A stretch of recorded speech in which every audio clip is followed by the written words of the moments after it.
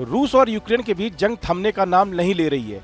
America ने इस युद्ध को रोकने के लिए बीच का रास्ता निकालने की कोशिश करते हुए दोनों देशों के बीच मध्यस्थता कराने का प्रयास किया, लेकिन अभी तक इस पर ठोस पहल नहीं हो पा रही है। इसी बीच रूसी रक्षा मंत्रालय ने दावा किया कि उसके सुरक्षा बलों ने यूक्रेन की ओर संचालित एक अमेरिकी F-16 लड़ाकू विमान को मार गिराया।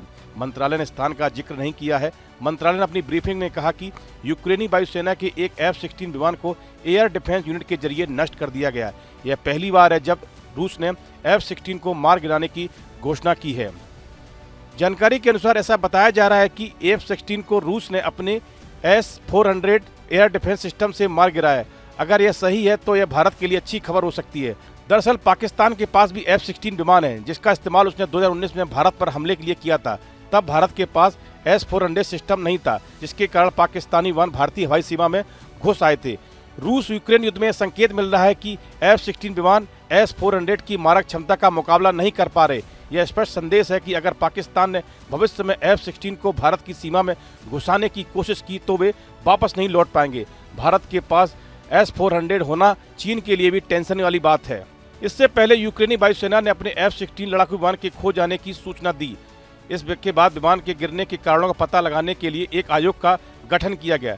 राष्ट्रपति जेलेंस्की ने बाद में कहा कि यूक्रेनी पायलट पावेल इवानोव F-16 लड़ाकू विमान मिशन के दौरान मारे गए थे और इसे मार गिराने में रूस की भूमिका का संकेत देते हुए कहा कि हमारी मजबूत और सटीक प्रतिक्रिया होगी। इससे पूर्व पहला विमान पिछले साल अगस्त में नष्ट हो गया था और उसका पायलट मारा गया था, लेकिन घटना की जांच की रिपोर्ट कभी सार्वजनिक नहीं की गई। हालांकि कई मीडिया रिपोर्टों ने संकेत दिया है कि विमान को यूक्रेनी एंटी एयरक्राफ्ट डिफेंस सिस्टम द्वारा गलती से मारा गया था। बेल्जियम, डेनमार्क, नीदरलैंड और नॉर्वे ने तत्कालीन अमेरिकी राष्ट्रपति जो बाइडेन के प्रशासन से ऐसा करने की अनुमति मिलने के बाद कीव को 80 F-16 की आपूर्ति करने का वादा किया था। हालांकि उनमें से अधिकांश को आने में वर्षों लगेंगे।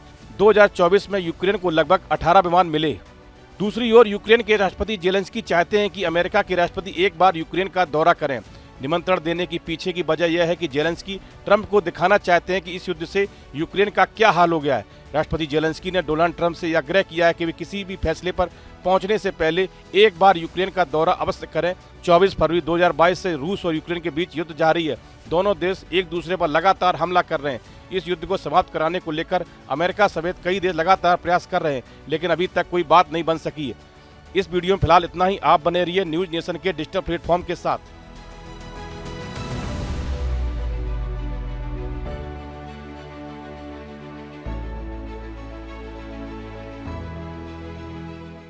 न्यूज नेशन अब व्हाट्सएप पर खबरों के ताजा अपडेट के लिए न्यूज नेशन के इस QR कोड को स्कैन करें।